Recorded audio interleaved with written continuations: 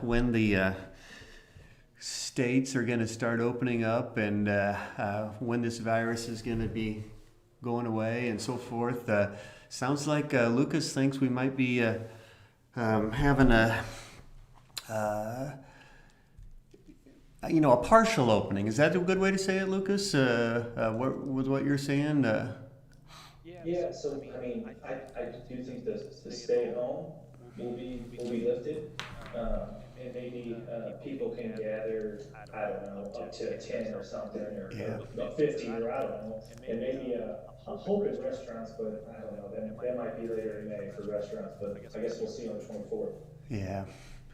It just seems like it's got to be something like that where most of us can go back to work and stuff, but it sounds like we're not all going to be going to the Cardinals game or anything in the next month, would be my guess. You kind of think that, Sam?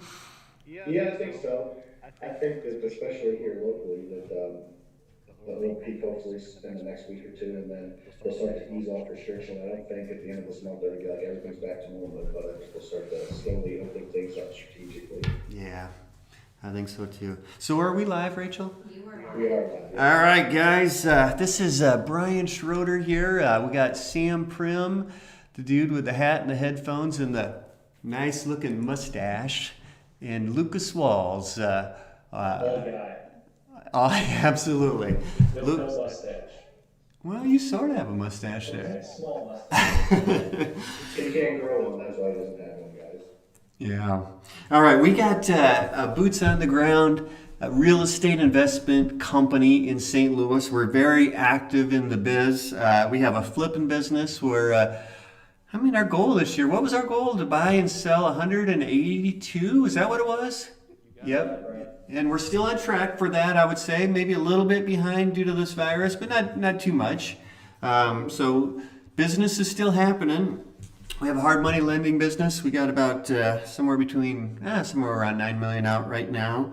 We have a portfolio rentals. Actually, Sam and Lucas are partners in their rental business, and me and my wife have ours on our own. Between the three of us, or four of us if you include Debbie, we have a little over 250 doors, give or take, somewhere around that. We have a traditional brokerage called Magnolia Real Estate, so we're on top of what's going on there. And we do this education business, which we like to just share. One of our values is a mindset of abundance. So we are open, guys. We are open to share whatever we know at any time. So that's part of what we're doing here. We feel like normally we have our Buyers Club meetings once a month out at the Water's Edge Banquet Center on the third Thursday of every month. But since we can't gather like that, we decided to do this just to share what's going on and keep in touch with everybody. So we also do, we have boot camps that we run, and we have a mastermind. So if anybody's interested in those type of things, just reach out to us. We'd love to talk to you about that kind of stuff. Also, we really appreciate anybody helping us get the word out. So like these videos, subscribe if you are on YouTube. We want to create an active chat room. So but fill up that chat room with a chat box on your phone or your computer, wherever you're at right now, with comments, questions, what's working right now, what you're struggling with, any feedback on what we're talking about. So love to have you fill up that chat box. You guys got anything to add to that, Sam or Lucas, before we jump in? I don't think so. I'm excited to talk today. Yeah, please chat and share as much as you can with more people who are watching, and we're doing this to try and help and give everyone a realistic everything that's going on in the market. All right, so we're going to jump in with a few things. We got just a few topics we want to cover today. So newsworthy stuff. I think it's always good to cover newsworthy stuff. So I think what's been big in the news over the last week has been these government programs, the PPP program, the EIDL program, both through the SBA. I think there's a lot of real estate investors trying to take advantage of those programs. we, as in our company, we put in an application with First State Bank here in St. Charles for the PPP program. So far, the application has been submitted. We've got approved through the bank, and we got a loan number with SBA. I just emailed Doug, our banker, this morning, and he said that it's all submitted. We're just waiting for funding from the SBA. Is basically the way I took his email. So he thinks it'll happen any day now. But as of right now, no funds have been received. I think it's kind of similar to that with the EIDL program from everybody else I've been talking to. We personally haven't submitted, or at least I haven't. I know. Did you guys submit on your rental portfolio? We did, yep. I submitted a claim for each of the companies that owns property. So there's 3 or 4 that I submitted about a week and a half ago. Haven't heard anything yet. So it just kind of went into a black hole, and you're just waiting to hear. Just waiting for them to send me money, yeah. It's fascinating. I'm just like fascinated by what's going on in the world today. I know there's a lot of people suffering and stuff, I pray for all those people and stuff. It's just fascinating to me what's going on. This morning I saw 6.6 million more people filed for unemployment this week. I think over the last 3 weeks, that's 16 million people. I don't even know how many people work in America, but is that like 10% maybe, or between 5 and 10% of the population of America, I believe, or working population would be my guess. I don't really know. And then I saw the Fed just pumping a ton of money into the system again today. So I don't know how that ends. It's just fascinating to me. But I don't know. You guys got any thoughts on any of that? Well, I think it's a kind of a difficult situation because a lot of the reason behind the government with the stimulus package is so people wouldn't file for unemployment. So it's almost like the government has to pay 2 separate ways now. They got to pay the individual for the unemployment, and now they're also paying the small businesses. So it's like they're paying twice, and it's gonna balloon up a lot more than what they've already put into it. Yeah. It's just fascinating to me. I don't know, and I always try to figure out how to, business to me is a game. It's just I loved football when I was a kid, and still love it actually. But to me, business is just a game, and it's just trying to figure out what the strategy is. And I think we're still figuring that out. I don't have it figured out, that's for sure. But we're going to be talking a little bit more about that. I think another big thing that's been in the news here is a week ago we talked about there was a lot of stuff in the news about tenant strike or renters strike or whatever. So we were kind of curious to see how us as landlords, we are curious to see how things were going to go for after the 1st of April, to see how much rent was going to come in and so forth. So I thought I'd just share where we're at. When I say we, that's Debbie and I in our rental portfolio. We have collected, as of this morning, 70% of our rent. And our lease has rent is due on the 1st, but we don't have a late fee until the 10th. So we've always had quite a few people pay on the 10th, just kind of taking advantage of that. So I think we'll know, probably by Monday, if it's different than previous months or so forth. And Debbie's really reached out to a lot of people. We do have a few people that are have lost their jobs and are on unemployment and so forth, and she's working with those individuals. But in general, I would say it's going pretty darn good. It really hasn't affected us too much. What do you guys think? Yeah, I'll go quick. I mean, this might have the numbers a little bit. Hopefully my echo's kind of gone away. But yeah, we're pretty similar. I just did some quick math. Our numbers are close. Last month was our highest gross collected month ever in March of last year. March of last month, and we collected about $86,000 in rent, and we are on pace to do that again this month. So everything's looking good as far as where we are in this month compared to last month, and last month was the highest monthly collection we've had. So that's a good sign, I think. I don't know what May's going to bring, but it looks like April's going to be okay. Lucas? Yeah, I think you're right on it. We're a percent or 2 behind what we collected in March. And I think March is a great bench point for us because all the rent was paid before the crisis really started here. So we're comparing everything to March, and we're just a tad behind, but we're gonna keep trying to collect. And we did waive all late fees for April for everybody, just to help everyone out of our tenants too. Yeah, and we just sent a letter to our tenants that haven't paid, just asking what's going on, hoping they're feeling they're safe and healthy and have a good positive mindset. We sent them a couple links for unemployment, and then also a link for a local St. Louis, like a local link. So we're trying to help them as much as we can as well. Awesome. Anybody out there, feel free to throw in the chat how you doing on your rent collection. If it's pretty much as normal, or you're seeing people are paying a little later, people are reaching out to you. I'd love to hear what people are doing. And if you got any questions on how we're doing things. The other thing that I think has been kind of interesting is we're concerned whether, because we had a few vacancies come up over the last couple of weeks, just typical things that people were transitioning just as normal, and we were wondering how active new renters were going to be. Were we going to be getting showings and applications for our vacant properties? And we actually approved. We had good showings over last week, and we have 4 properties we're marketing, and we actually got 3 good tenants that we approved over the last 3 or 4 days.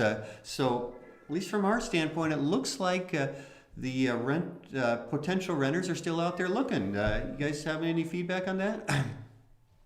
Agree with that completely, Brian. We have 1 property that we were marketing for rent. I don't think we have any right now, so blessed to be in that situation. But we listed it Friday last week, and then over the weekend we got 3 applications and ended up approving someone. And I think they're moving in Monday, so quick turnaround on it.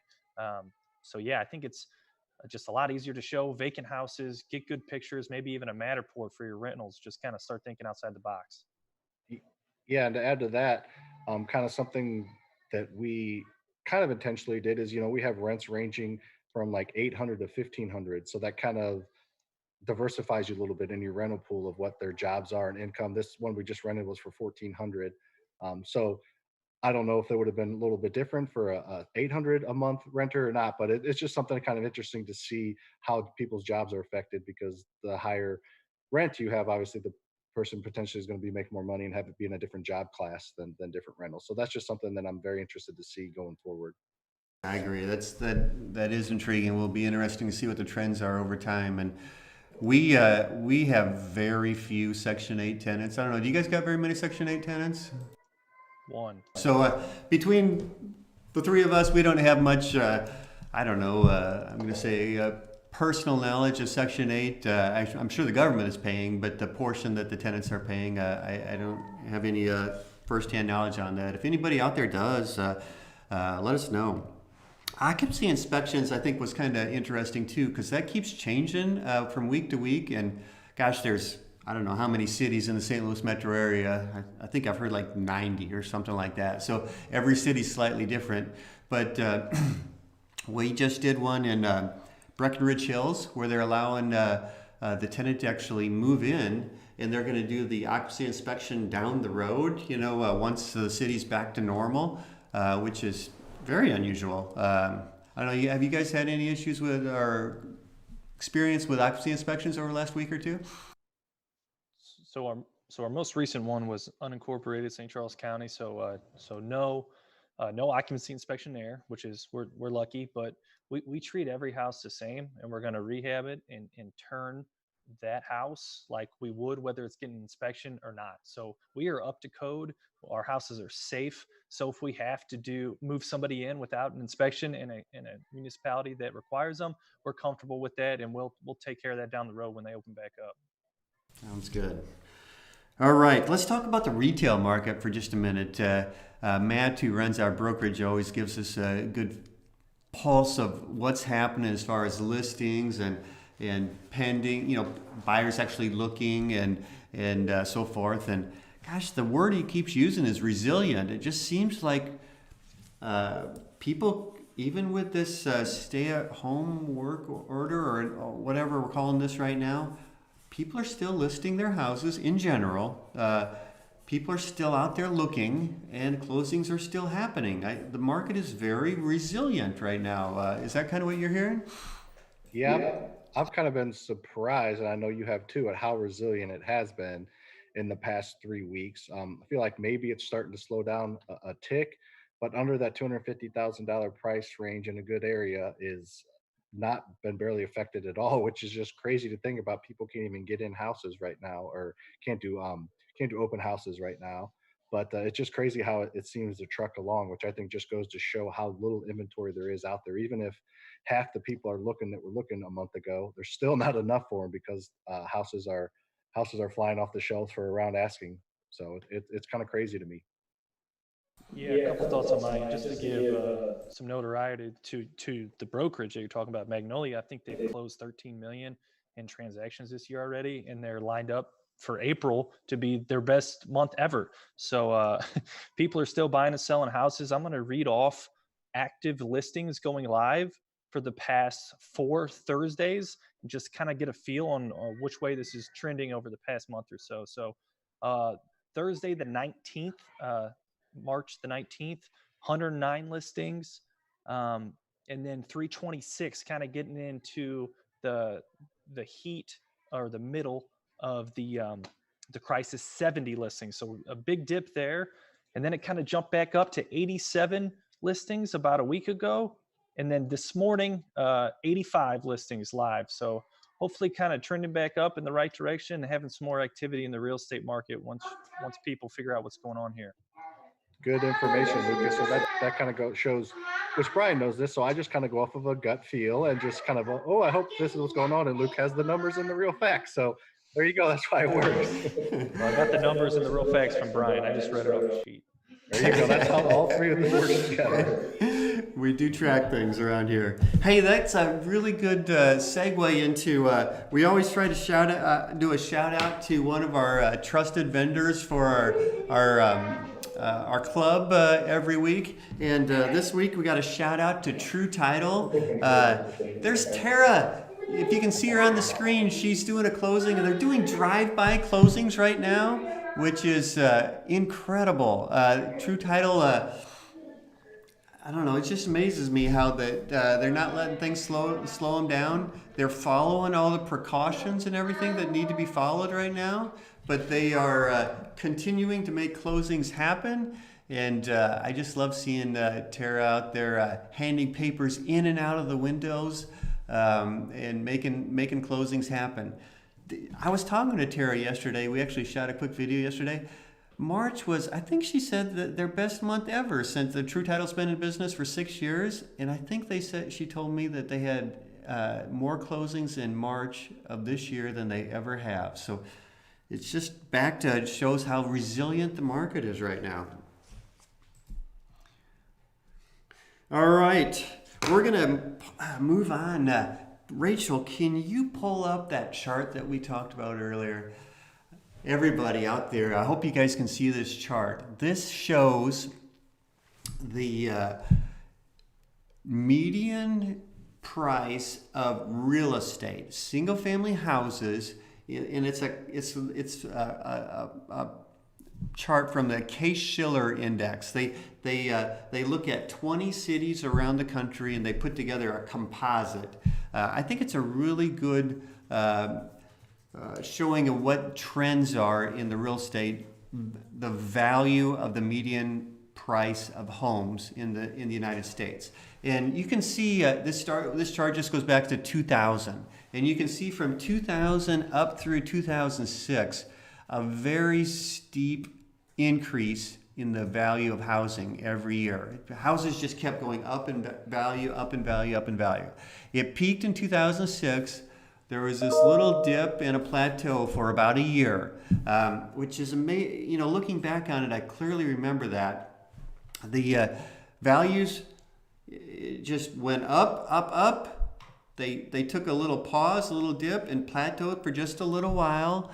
And then the housing market crisis kind of came on board in heavily, and values dropped pretty significantly, probably about 30 to 35% in general over around the country, down to till 2009. Then the government was paying people to buy houses in 2009 and 10. They were giving a tax credit to anybody that bought a house. So there's that little blip, little increase in values in 2010. And when that expired, the values went down again a little bit, all the way to 2012. Bottomed out in 2012, and we've been on a really hot streak from 2012 all the way up until basically now. So there's a couple things I want to point out on this in addition to that. Back in 2001, there was an economic and financial downturn. It was what you guys remember, the dot-com bust, and then shortly after that, the 9/11 hit. So the stock market dropped 50% in between 2000 and 2002. You can see the real estate market just went up through that whole time frame. Didn't miss a beat. It just kept going up. But then obviously in 2008-9 time frame was the housing bubble burst and housing crisis, whatever you want to call it. So that obviously did affect real estate. Affected the broader economy too, but affected real estate pretty hard. So now we've had this nice run up. It's 2020. So I drew a couple, potential scenarios. We got A up there, which is values just keep on going. There's no downturn whatsoever. We got B, which is a drastic downturn, and it continues on for a number of years. We got C that has there's a slowdown, and it happens for 6 months to a year, and then values start rising up again. Or D, where there's a slowdown and values kind of plateau. So I don't know which one's going to happen. I got some guesses, but just throwing it out there. Sam, Lucas, take it over. What do you think is going to happen to price of real estate over the next 3, 6 months, year? And how are you guys, working through this with your rental portfolio or your flipping business? Yeah, well, also, everyone who's watching right now, put in what letter that you guys think the real estate market is going to trend. Put that in the chat box for us if you don't mind. But I'm thinking something along the lines of C, which is a dip or so, or plateau or so. I think values in real estate in general are going to drop maybe 5 or 10% over the next year or so, and then start to kind of creep back up again, is my thought. Sam, thoughts on that?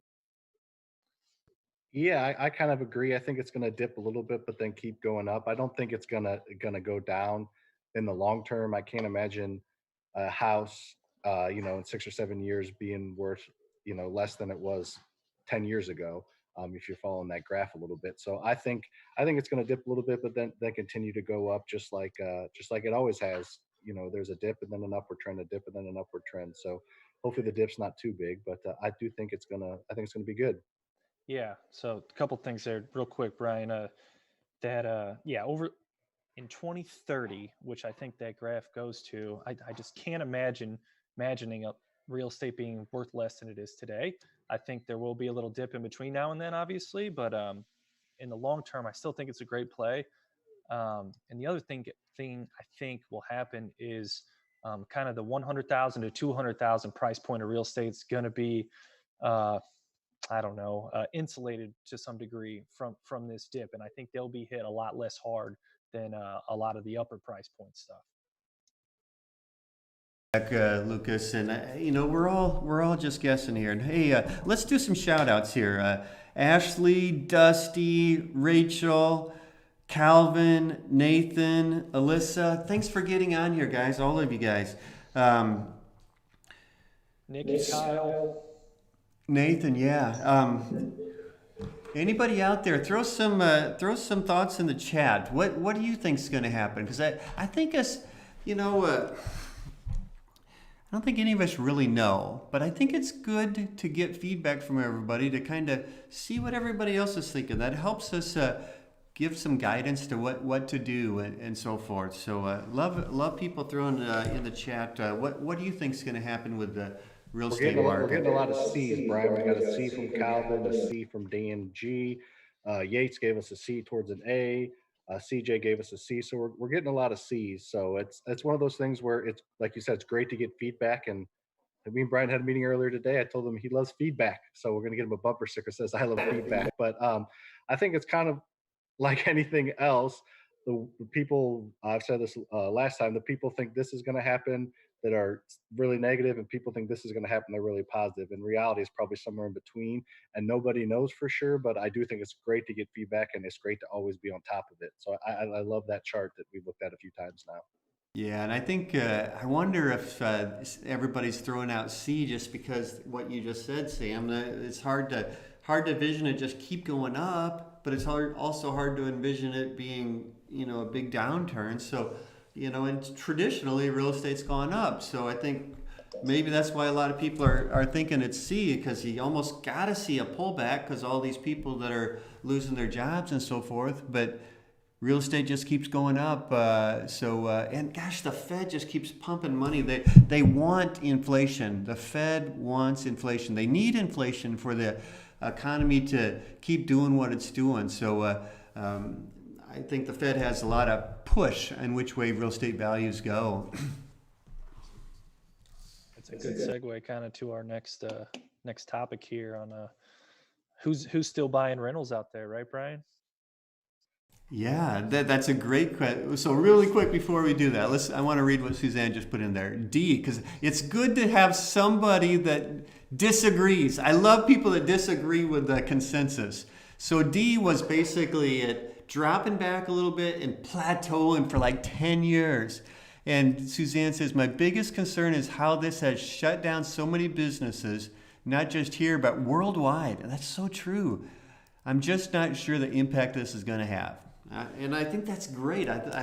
That's very valid, and I love people that throw out a diverging viewpoints. But I agree. Real quickly to wrap that up, and then we can maybe get into our battle of who's buying rentals and who's not. Yeah, I think the real estate thing is a couple years is more like everyone's think what's going to happen, because a D is plateauing for 10 years. I don't know if it's ever plateaued for 10 years and not gone up or down, but I do think that chart is realistically the next 2 or 3 years, I think is potentially could be one of those lines. I don't think, the rest of it'll plateau for 10 years, but I was just kind of wanted to wrap that up.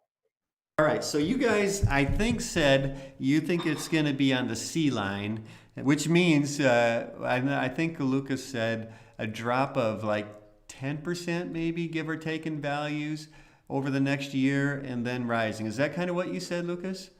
Yeah, I said 5 to 10 with that 100 to 200,000 price point being a little insulated. So maybe a little less in that price point.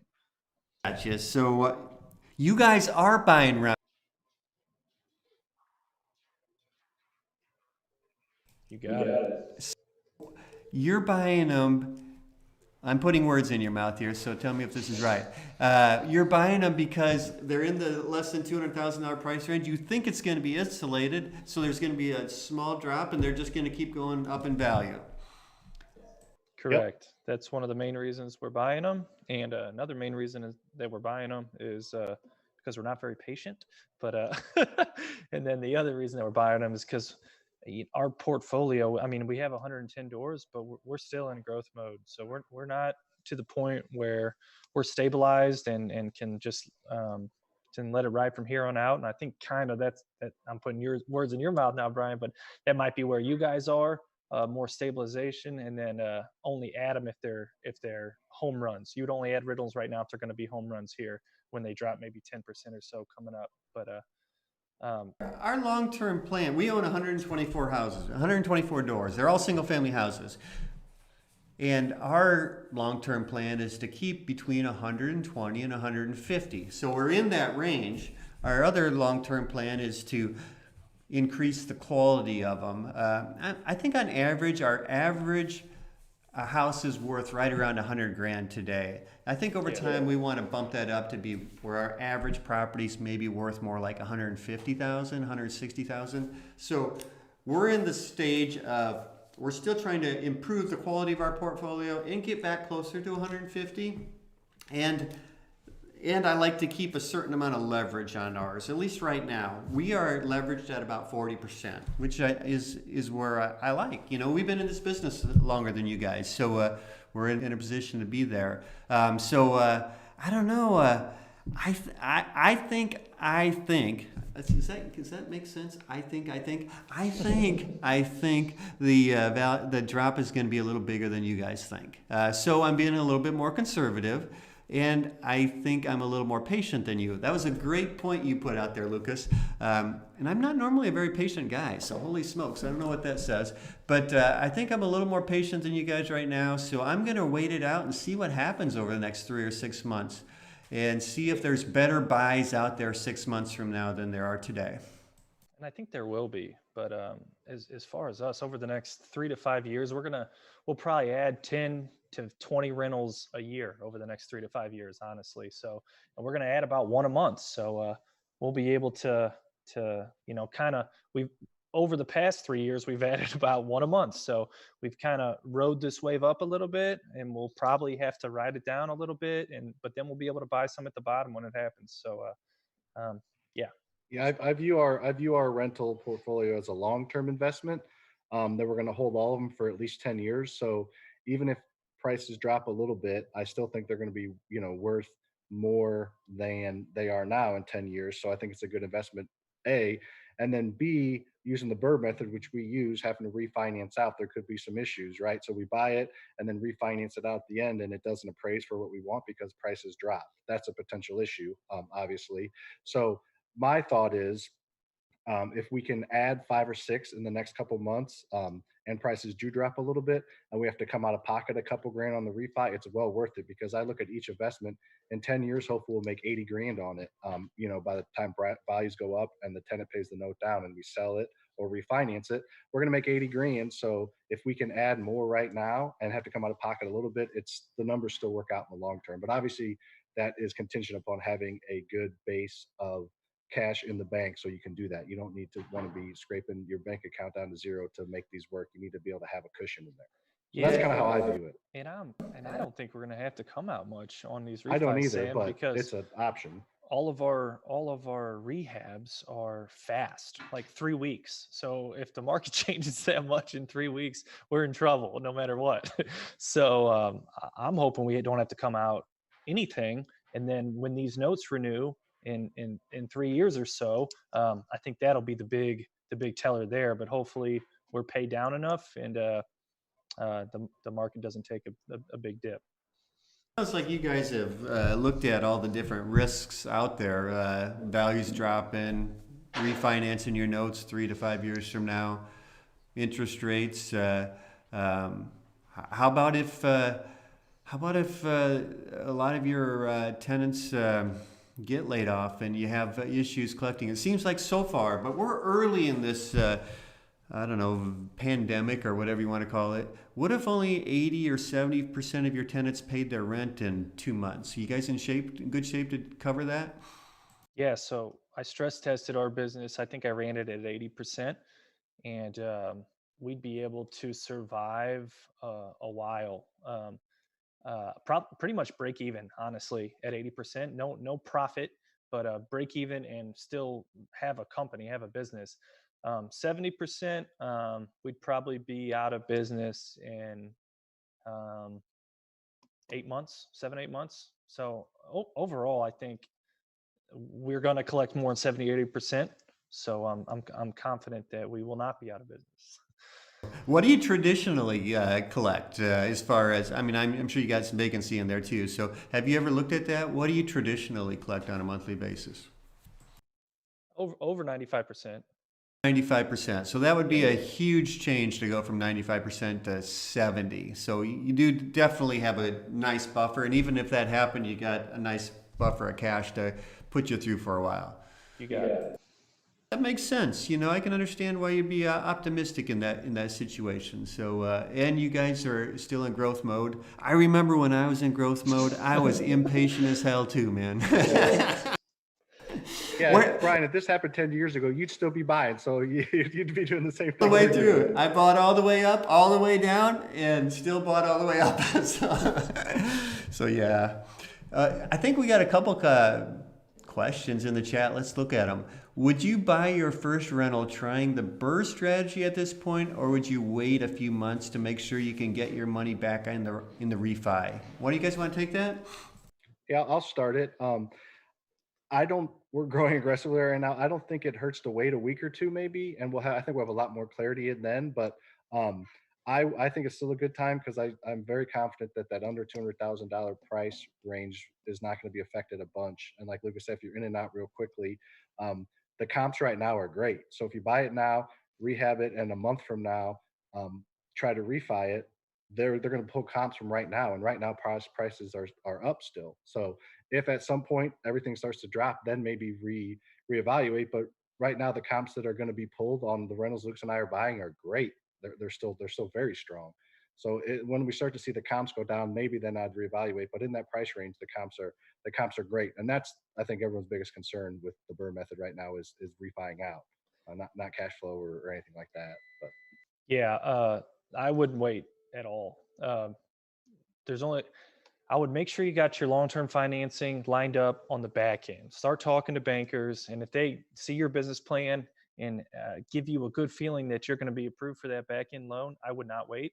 I feel like if you someone who's waited this long might find another excuse in 3 weeks or something. So I personally wouldn't wait. And I think that makes sense too. As long as you do your homework up front, you like Lucas said, you talk to a banker to make sure you're good on the back end, and make sure you have some decent cash reserves. You don't have to put your own money into the deal using the BRRRR method, but you do need to have some cash sitting on the sideline in case their BRRRR doesn't refinance out like you expected it to, or you got vacancy for a little while. So just make sure you got reserves. But as long as that's in place, I think you're safe.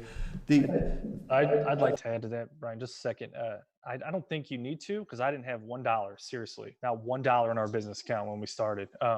But it's very helpful if you do. How about that? Well, that's true. I guess I've gotten more conservative over the years because I didn't have hardly any money in my account when I first started this either. we haven't convinced you to buy rentals yet, Brian. Dang it. Suzanne just asked the question on there. Have you been able to fully BRRRR out lately? Most of our borrowers haven't BRRRRed out in the past year. So yeah, every single property we bought in the past year has BRRRRed out. We haven't brought a dollar to the table one time.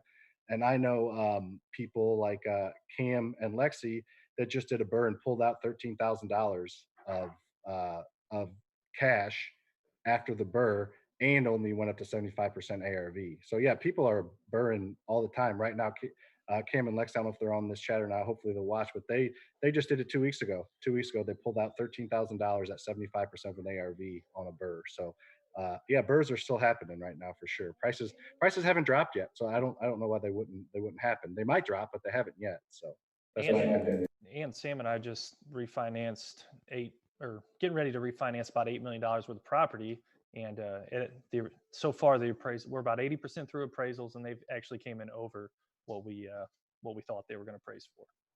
I think it comes down to number one, making sure you're buying them right on the front end. You got to buy them right on the front end, or the BRRRR model you don't get all your cash back. And secondly, sometimes you send out 10 appraisers on a property, you're going to get 10 different appraised values. So every once in a while, appraisers you don't understand where they're coming from, but every once in a while that just happens. Yeah, when we were first getting started, we got 3 bad appraisals in a row, and Sam and I thought we were out of business. Seriously, we had to come to the table with 12 grand. We're like, we're done. That was nice run, but we're done. This was 5 years ago, but we just got creative. We tied a second onto another property, and then we took the other 2 to a different bank and got new appraisals, and luckily they came in higher. So there's always a way.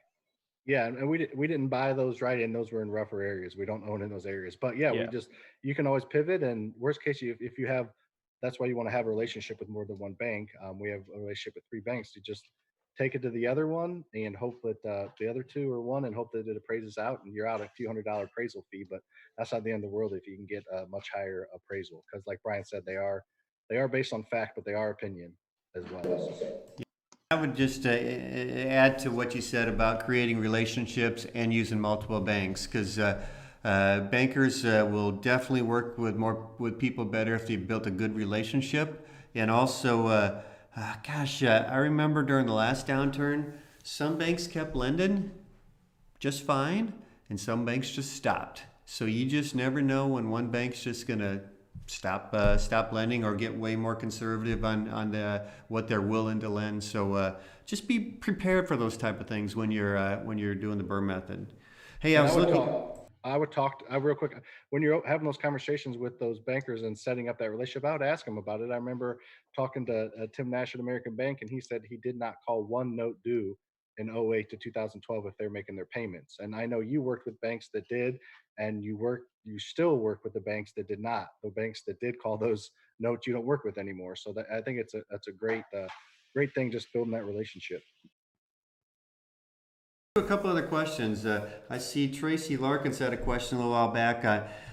Envision more upcoming foreclosures, meaning more short sales. Do you guys see more foreclosures coming down the road, or more short sales coming down the road here, maybe 6 months, a year out?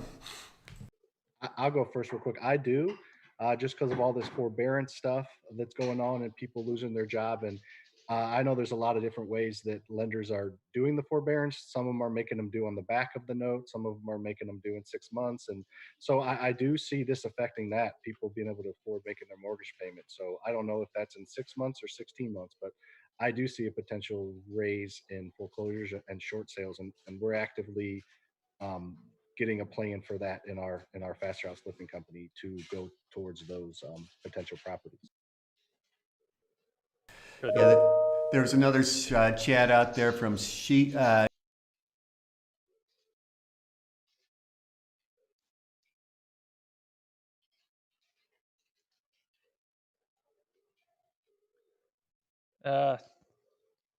say no. Buy it, CJ, buy it. Calvin just threw in there. Has anyone used business credit cards to purchase properties? Interesting. I have not. I haven't either. No, I haven't either. The similar but probably slightly different is I have in the past gone to the regional banks and got a line of credit just based on our business and used some of that as operating capital or rehab money or something, but never used business credit cards to purchase properties. I've never done that. All right, should we move on? We got just a couple minutes left, so if anybody else got any chats in there or questions, throw them in the chat real quick. But one last thing is, Sam, can you give us an update on how the leads have been for our flipping business over the last couple weeks? The leads still coming in, or are they slowing down, or how have the leads been? Yeah, leads have been a little slower for this time of year overall, but they were pretty strong the past 3 weeks. It's only been about the past 5 to 7 days they've been drastically down.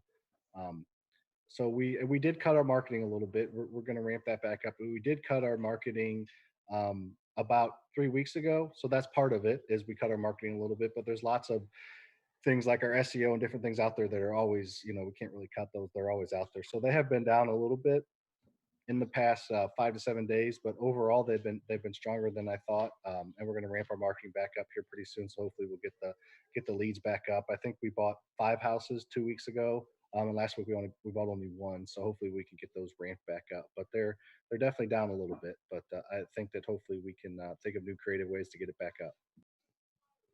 Makes sense to a certain extent that leads would be down just because I don't know.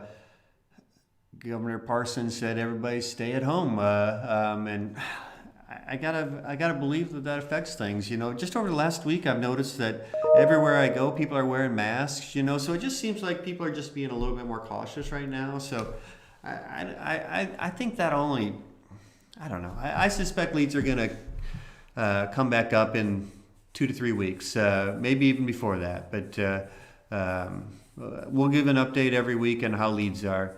Calvin threw out a question. I know this is off the subject, but how do you pay yourself from your LLC?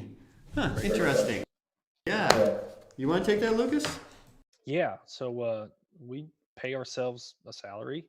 We're W-2 employees from the company, and any of the profits, either quarterly or monthly, uh, any of the net profits, we split up, and we leave some percentage, obviously usually 25% in retained earnings in the company every month. Let me add a little bit to that. So, what Lucas is talking about there is in our flipping business. So we have a couple different businesses, and we separate our flipping business from our rental business. In our flipping business, we have an LLC set up as a subchapter S corporation, taxed as a subchapter S corporation, and we take a salary out of the business on a monthly basis, and then we at the end of every month, we look at how much net income came in. We leave a little bit in reserves, and then we take essentially a draw or a distribution for the rest. So we pay ourselves a small salary, a salary that we can live on, and then bonus money or distribution if we had a good month. Now that's in our flipping business. That works really well for a flipping business. In your rental business, you don't want to set yourself up as a sub S, and you don't really want to be taking a salary out of flipping business per se, because it doesn't. And I'm not an accountant or a tax lawyer or anything like that, so this is just my opinion. You just want to take draws out of your business if you are set up as a rental business, because rental income is already tax preferred. You don't have to pay self-employment taxes on rental income, so you don't want to create a tax issue for yourself there. So in your rental business, just take a draw out. Honestly, I've never really taken any draws out of our rental business. We've always just paid down debt in our rental business and lived off of our flipping business or our other businesses. But if you are trying to take an income out of a rental business, I would just take it as a draw, and you could set it up to do a certain amount every month, or you could just look and see how your cash flow was that month and take it out at the end of every month. But I know I kind of rambled there. Hopefully that answered your question, Calvin. And I appreciate. I think an important part of that is having good quality books and knowing what your net profit is at the end of the month, so you're able to take that draw accordingly. Totally agree. Good feedback there. Last thing on that one, Brian. I think part of the reason Luke's and I have been able to add 110 doors in a little over 5 years is because we don't take money from the rentals. We have W-2 jobs, originally out of the industry, now in the industry, obviously, but we have W-2 jobs that pay our living wage, and we look at our rentals as a long-term wealth builder, and we don't take money from it, which allows it to grow faster and allows it to just do a lot more, which is not the plan for everybody by any means. I understand that some people need to take that money and want to take that money, and that's fine. They might not have as aggressive growth plans, but not taking money from our rentals has allowed us to grow much, much faster. Totally agree. And I think at some point you guys will, and so will I, will switch to the point where we are taking money out of our rental business on a monthly basis to live off of. We just, neither one of us have got to that point yet, but we will someday. And when I do anyway, I'm going to be doing that by taking a draw once a month on a given based on what the company can afford. Yeah, probably next year for me, Brian. 2021, just hit the beach and start taking draws. I miss you. I don't want you to do that. I like you here. He's not going to do that, don't worry. All right, guys. We're going to do this every Thursday at 11:30. So please put it on your calendar to come back. Subscribe to our YouTube channel. Share this video. Please share it. Please like and share. Like this on Facebook if you enjoyed the content. Share it on Facebook and on YouTube. I don't even know how to share on YouTube. Maybe you can't share on YouTube. I don't know. But we appreciate anybody joining us today. We'll be back next Thursday at 11:30. We're going to convince Brian to buy rentals now. We'll make it happen.